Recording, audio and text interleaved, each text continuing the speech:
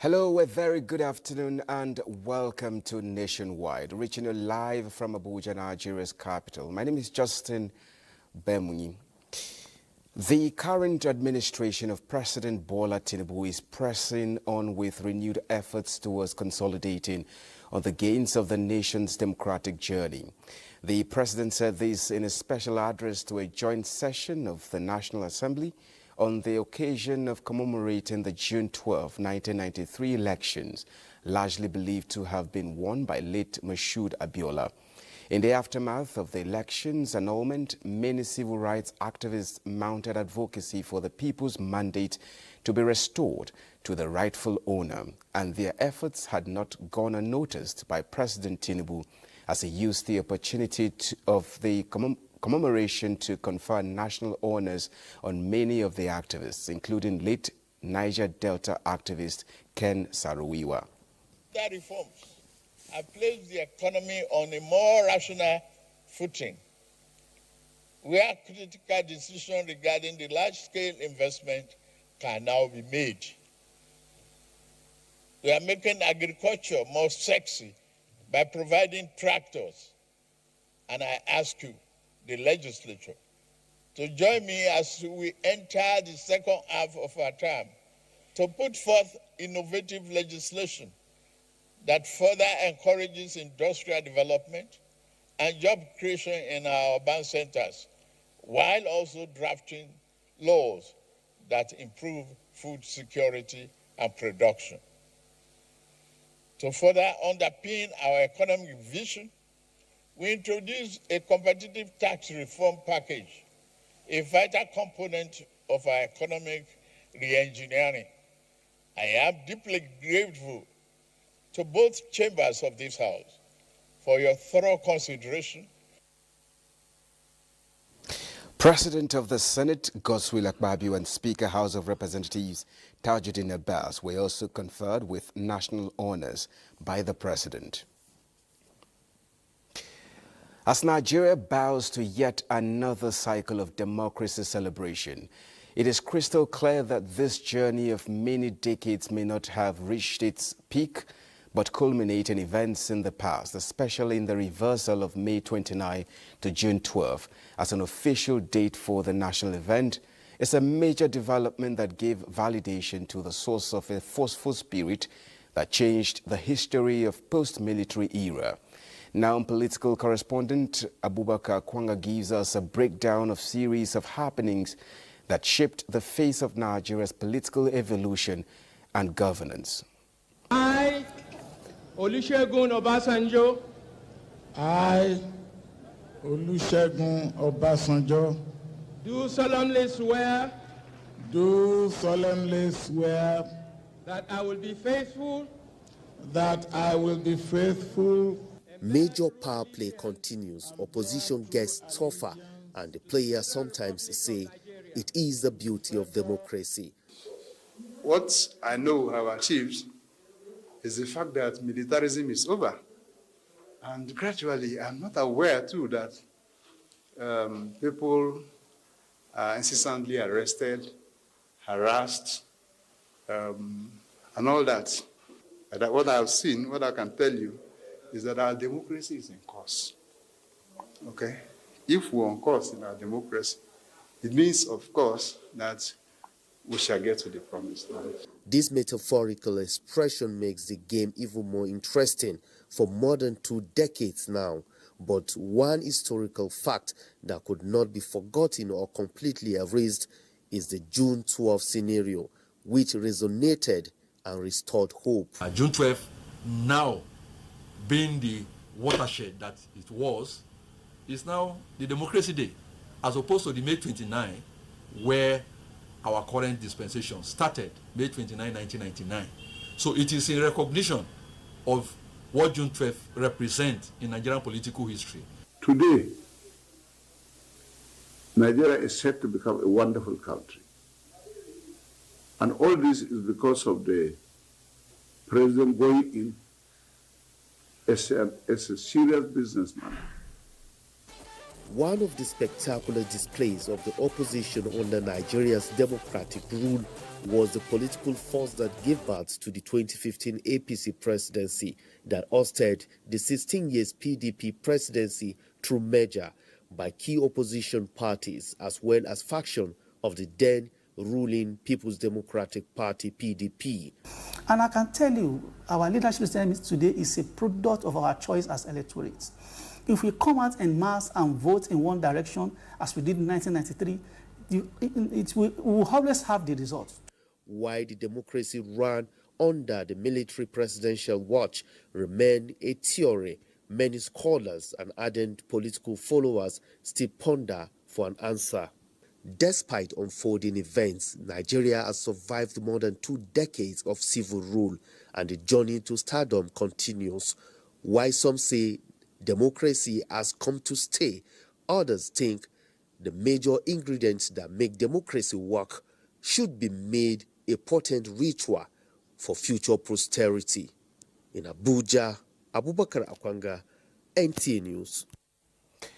As Nigeria celebrates Democracy Day today, the government and people of Ogun State converged on the family compound of the late Moshood Kashimao Abiola to join the family in a special prayer for the repose of the soul of the martyr of democracy in the spirit of June 12 Democracy Day celebration.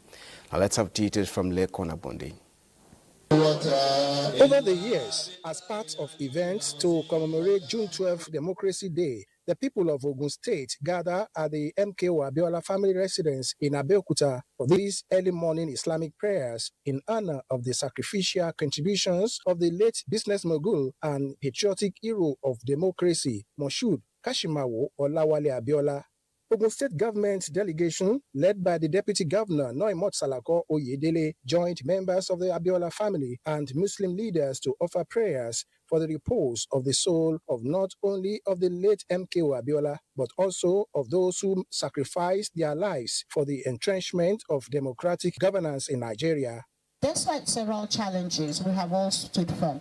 And I think this is a fantastic legacy for our father. We want to thank Mr. President Asiwaju Bola Ahmed Tinubu for his tireless support for the ideals of democracy and also for the person and the family of Bashir MKO Abiola. The federal government has been able to confer GCFR upon our father. Yes, that is a great step in the right direction, and it is our hope that the federal government can permanently sign a bill saying that future generations would not abolish Democracy Day in recognition of our father. Why? Because some generation currently don't understand the value or the sacrifice of late MKO Abiola. He is optimistic of the capacity of President Bola Tinubu to take steps further in honoring the memory of their late father. In Abeokuta, Lekon Agbonde, NTA News. We now take you to Lagos, where Hingino is standing by. Hello, Hingino.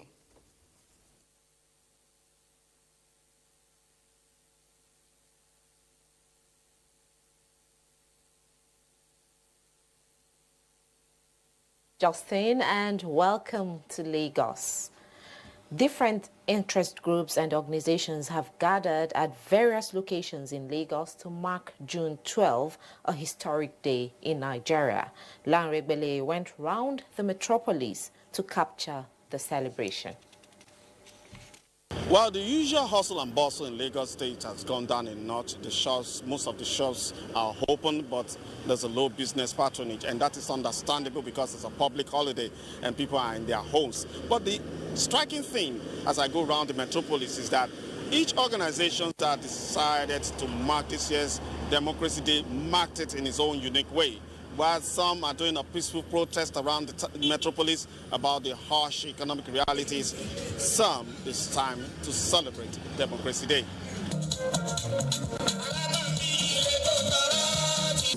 this panel of discussion, where political actors deliberated on issues around resilience, the present and the future of democratic dispensation in the country, was organized by a faith-based establishment. We all need to come out and participate. One way or the other, from your local level to the state to the federal level, we all need to come out and participate and at least act, so that at least in the next future we can be talking about better Nigeria.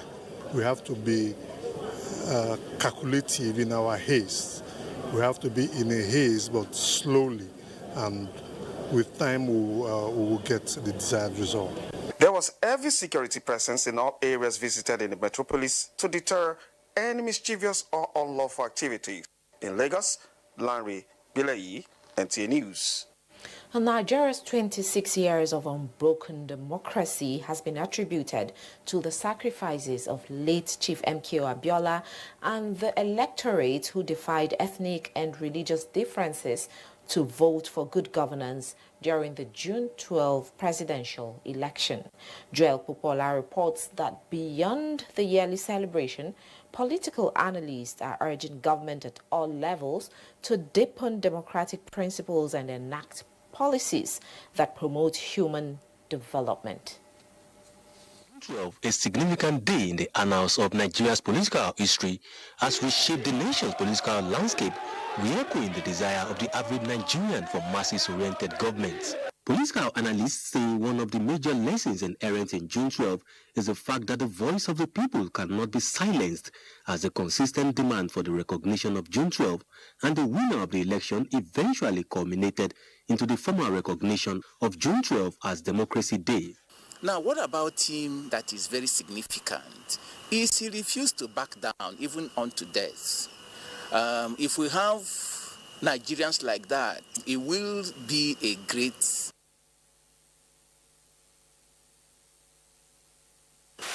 He could have come from any tribe. It doesn't matter. You are one and the same.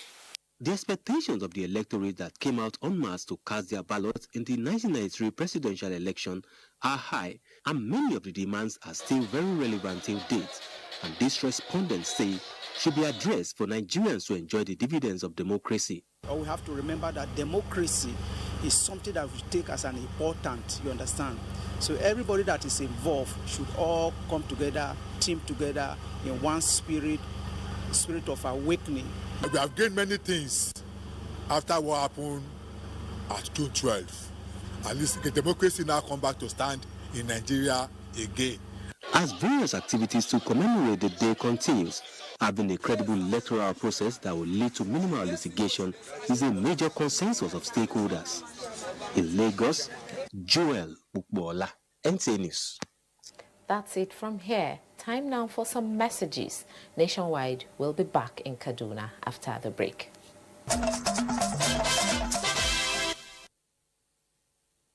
Kaduna and Happy Democracy Day. The Emir of Benin Gwari Zubairu Jibril Megwari II has reaffirmed the commitment of his Emirate Council and that of the government of consolidating on the peace path reaching the area. The Emir disclosed this during a stakeholder security meeting that brought together the Fulani community, religious and traditional leaders in his palace. Suraj Abdullahi reports. The meeting, organized by Benin Gwari Emirate and Local Government Council, brought together critical stakeholders, including the Fulani leaders, associations, civil society groups, and security, to discuss the recent cases of theft of motorcycle and phone snatching alleged to have been committed by repentant bandits in the outskirts of the town and villages. We have succeeded in calming everybody down. From the testimony of most of the groups, we have achieved 90% of peace with these people, except some few small things which we are addressing. Those people that are taking motorcycling and snatching for funds and some money in the bush or in the farms, we will call them, the leaders, to ensure that people will start doing that. The meeting identified ignorance, drug abuse, and unemployment among the repentant bandits as the major causes of the problem. The chairman, Benin Gwari Local Government Council, Salisu Issa, said Government is committed to ensuring total restoration of peace across the state through laudable initiatives by Governor Obasani. We agreed on, let us use the Salah opportunity to call them and sit down together and discussing the present issues that will sustain and help this peace accord atmosphere in the local government. He assured the people of the area of Governor Obasani's commitment to providing more infrastructural facilities, as the governor is currently doing everything possible to see that Birnin Gwari to Kaduna and Birnin Gwari to Funtua roads are fully rehabilitated to boost economic and commercial activities in the area. In Kaduna, Suraj Abdullahi, NTA News. And still on security matters, the Chief of Army Staff, Lieutenant General Olufemi Oluede, says more operational platforms will be injected into different theaters of operations to address evolving security challenges in the country. Correspondent Haruna Muhammad reports that the Chief of Army Staff stated this at a graduation ceremony of exercise Restore Hope 8 of the Nigerian Army base camp in Keche local government area of Kaduna State. They are queens of the battlefield, infantry warriors, a special intervention battalion as demonstrated in reactive shooting and tactical display, with each soldier dominating his sector with speed, precision, and teamwork.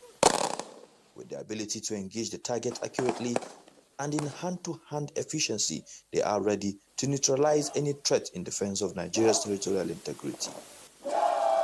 The Chief of Army Staff, Lieutenant General Olufemi Oluede, represented by the General Officer Commanding 1 Division Nigerian Army, Major General Landa Sarasu, charged the troops on the mission ahead. I therefore urge for the effective application of these skills in the planning and conduct of operations across the country. He cautioned the troops on the need to live up to expectation of the nation and the Nigerian Army. Line with the contemporary challenges that the Nigerian Army is facing nationwide.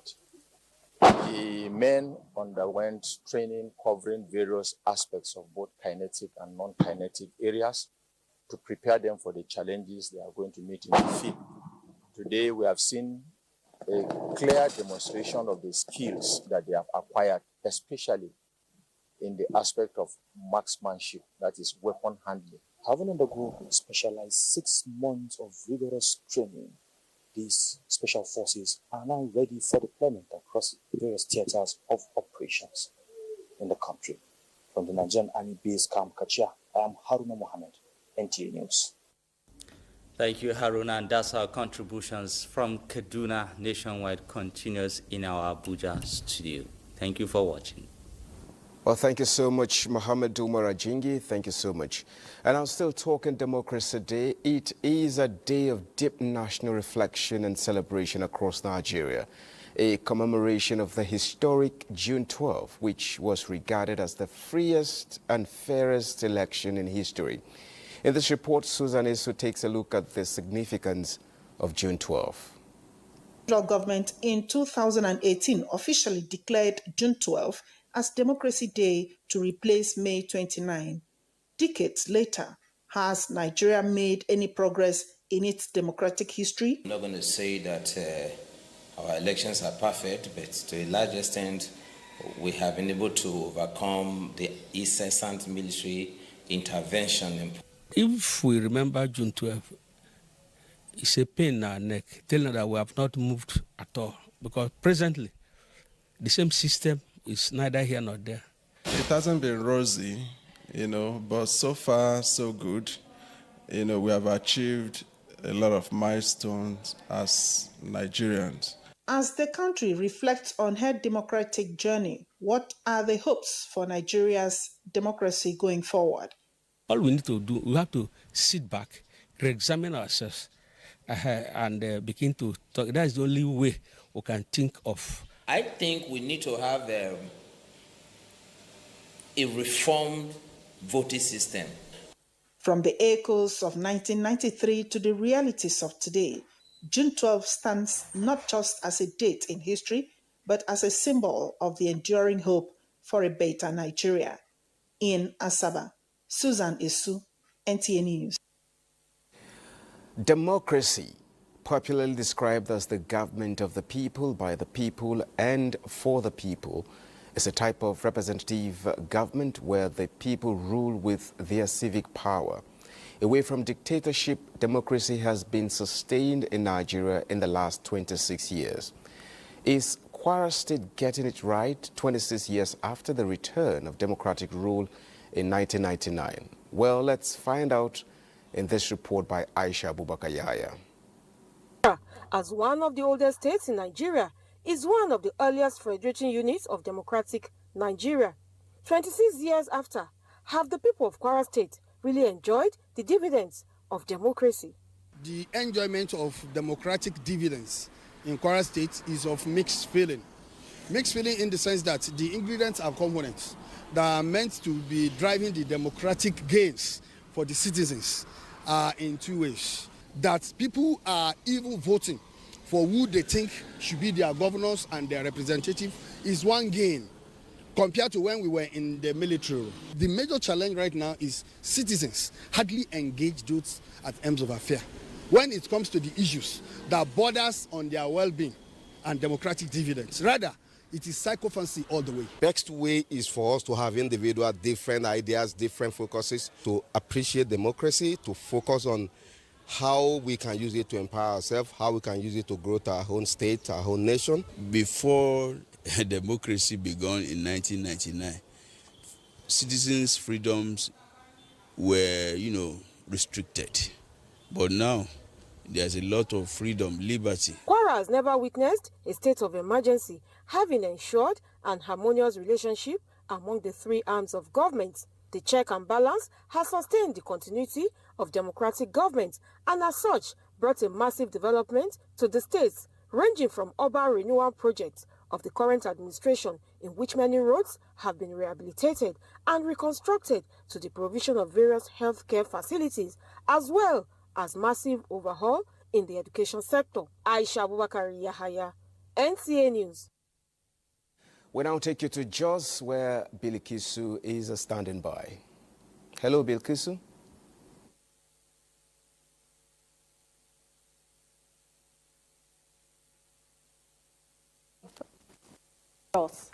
As part of activities to mark Democracy Day, Plateau Governor Caleb Mutfwang inaugurated some projects in Jos. Indian and Abuja reports. To reduce transportation challenges, Governor Mutfwang inaugurates some metro buses, urging citizens to remain supportive of government's policies and programs. What has been demonstrated that with a clear and patriotic leadership, that every institution on the plateau can be revived. Today, we have revived Plateau Express Service, we are reviving ASTC, we are reviving JIB, we are reviving Panyam Fish Farm, we are reviving Hill Station Hotel, and let me tell the people of Plateau State we have just started. Towards revolutionizing healthcare delivery in the state, Governor Caleb Mutfwang inaugurated a laboratory complex and administrative block at the Plateau State Specialist Hospital. The project is part of government's commitment to enhancing healthcare delivery. It's our pleasure to formally declare it for use by the public to the glory of God and for the benefit of all. Governor Mutfwang also inaugurated Utonko Bridge and adjoining roads at Abattoir to enhance urban renewal program. At the moment, over 3,000 kilometers of roads are being visited across the state. They are in various stages of completion. And by the grace of God, we are determined to uplift the nature of the road infrastructure in the state.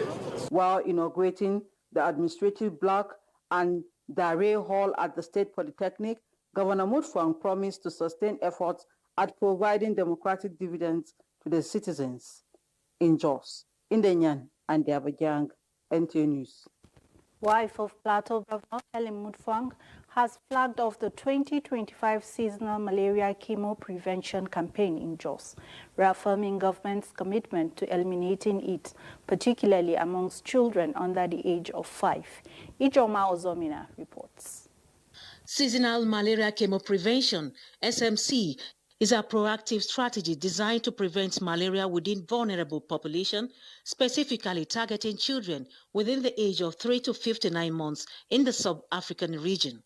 Other malaria elimination strategies that complement include appropriate use of insecticide-treated nets, malaria vaccines, and environmental sanitation. In Plateau State, concerted efforts in the fight against malaria has reduced its prevalence from 35.8% in 2015 to 18.8% in 2021, a powerful testament to collaborative action. Speaking at the official launch, Helen Mutfan described malaria as the third leading cause of death in children under 5 years. To ensure a successful SMC campaign, the state government has approved the use of up to 800 health facilities and in collaboration with Malaria Consortium, deployed over 11,000 ad hoc staff to conduct the exercise across every community in Plateau State. Plateau State Deputy Governor Josephine Pugh highlighted the progress recorded since the introduction of the SMC initiative in Plateau State in 2021. This intervention aimed at safeguarding the health of our children aged 3 to 59 months during the rainy season is a beacon of hope in our fight against malaria. The stakeholders emphasized the importance of partnership and awareness to eliminate the disease in Jos. Ijoma Ozemena, NTA News. Those are the stories from Jos. Benin is standing by for more reports, but after this break.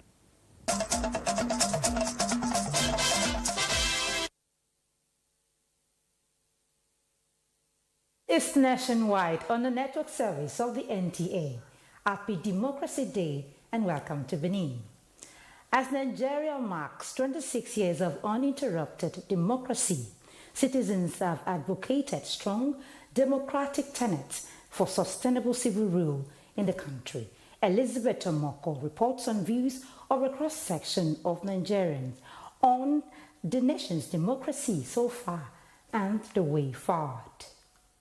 In 2018, President Muhammadu Buhari's administration recognized Abiola as the winner of the annulled election and posthumously conferred the Grand Commander of the Federal Republic, GCFR, honor on him. As Nigerians commemorate June 12, respondents in Benin acknowledged the progress made while emphasizing the need to address the legal issues. It marks when we had our freest election, as these democracy days, that where there was no problem during elections. But our youths now, they are now disoriented, maybe because of social media, because of foreign influence. So we really need to work on the youths. The time when I just married, now 15 naira my husband they give me to go to Oba market to cook soup. And I go cook and change go remain. I go pocket the change. We don't dey for the Nigeria. We go there finish. We not get where they go. Now all of us go make the Nigeria better. Also in Ado-Ekiti, stakeholders are advocating political will and concerted efforts of Nigerians towards sustaining democratic system in the country. That was the day we had one of the fiercest elections in as far as the Nigerian electoral process is concerned. There must be discipline within the governance, the government, and the people. Abiola's message of farewell to poverty continues to resonate. As Nigeria celebrates June 12, citizens and leaders alike are reminded of the importance of upholding democracy and working towards a brighter future. In Benin, Elizabeth Omoko, NT News. Away from democracy, the intervention of the Edo State government on the Benin-Uri-Ekpeng Federal Road is said to have reduced travel time to less than 1 hour. Governor Mondo Peolo, on an on-the-spot supervision, attributed the progress made on the road rehabilitation to the state's alignment with the renewed hope agenda of the president. Goodluck Enaini reports.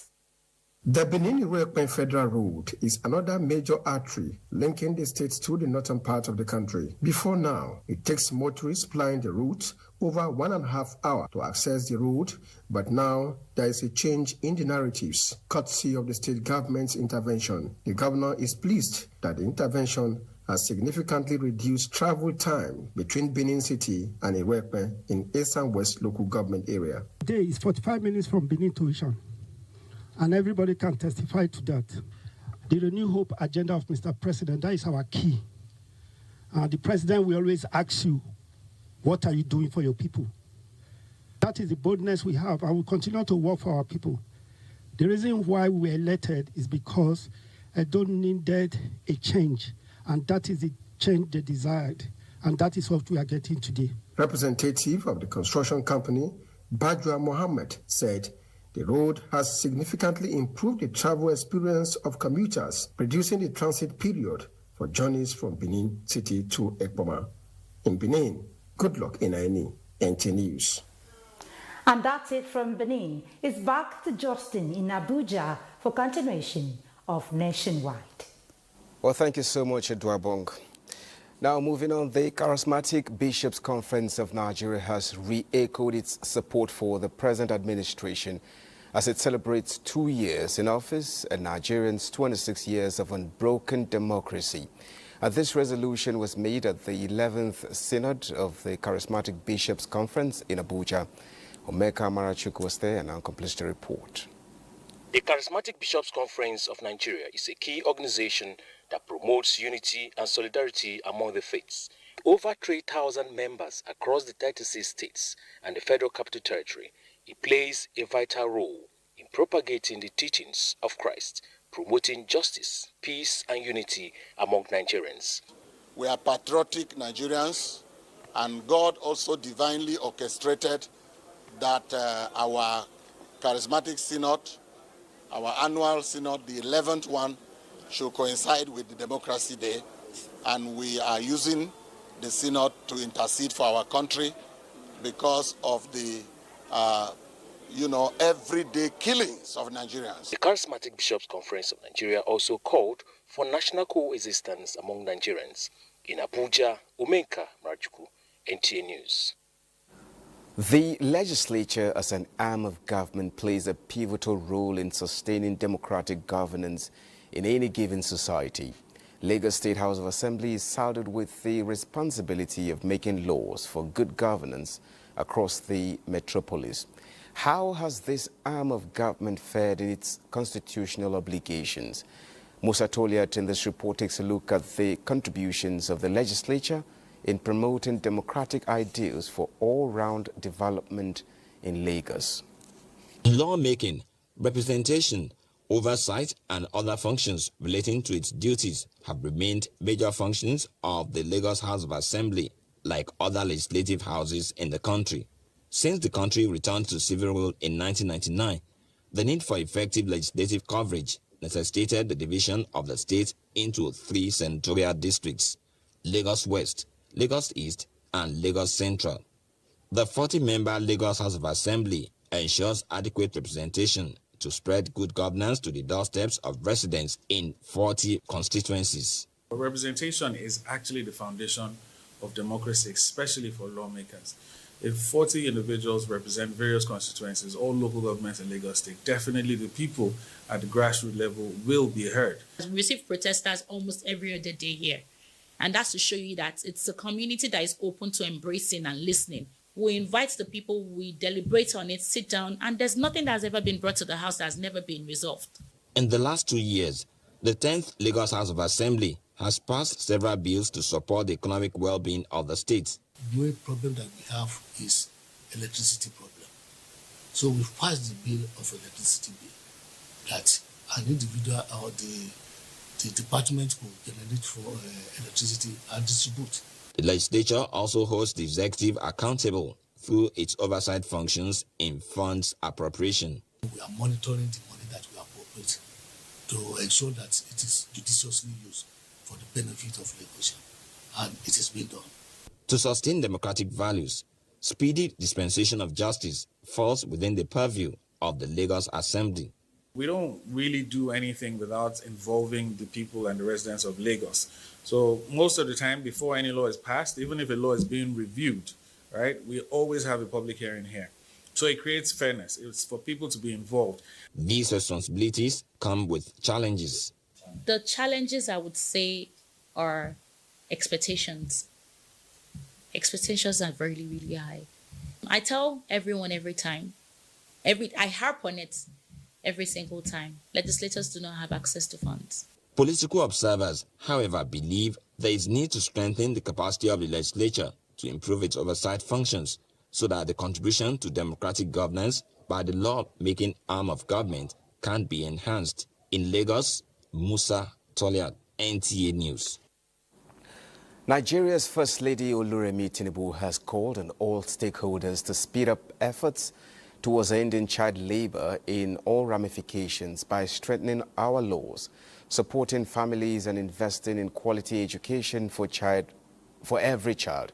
This is in her message marking 2025 World Against Child Labor Day with the theme, Let's Speed Up Efforts End Child Labor, while urging Nigerians to raise their voices for millions of children whose dreams are stolen by the harsh reality of child labor. The First Lady says it is unacceptable that children are still forced to work instead of going to school, pursuing their dreams and learning how to grow into productive members of the society. Now, leadership of the Nigerian Labour and Trade Union Congress have told the global community that a reduction of the review period for the new minimum wage in Nigeria from 5 to 3 years is a major leap for Nigerian workers. The union said the move, coupled with the negotiated increase of the minimum wage from 30,000 to 70,000 naira, represents a significant achievement of the Tinubu administration. Ignatius Nkwo reports. After days of engagement and exchange of experiences at the 2025 International Labour Organization Conference in Geneva, Switzerland, Workers' Union from Nigeria, led by the President of Nigerian Labour Congress, Joe Ajero, described the amendment of the review of the national minimum wage from 5 to 3 years as a marvelous bargaining feat and a reflection of the strength of collective negotiation. We now have 70,000 naira minimum wage on 3 years review period. Even the 3 years review period, it is more advantageous. But it's our responsibility to push to see to the 100% implementation so that when we get to 2027, we will not have any state that have not implemented the minimum wage. The workers' unions acknowledged that the major challenge now lies in tackling inflation, which could undermine the purchasing power of workers. They informed the world that the federal government added a human face to the minimum wage process by providing a wage which served as a timely stopgap intervention. Now, the question is that, can we check the inflationary trend so that whether it could be constant, so that we can now say that this are 70,000 is useful to us. The union leaders stressed the need for adequate provision and implementation of compressed natural gas, describing it as a vital cushion to complement the wage increase. The union maintained that such infrastructure will help ease transportation costs and reduce economic pressure on workers. Both union leaders call on member nations of the ILO to ensure full implementation of all resolutions reached by the International Labour Organization. They also called on owners of media organizations in Nigeria to ensure adequate and prompt payment of their workers' salaries so as to enable them practice like their foreign counterparts. From Geneva, Switzerland, Ignatius Nkwo, NTA News. This is where we end nationwide news as we join live broadcast of the Democracy Day lecture from the State House Conference Center.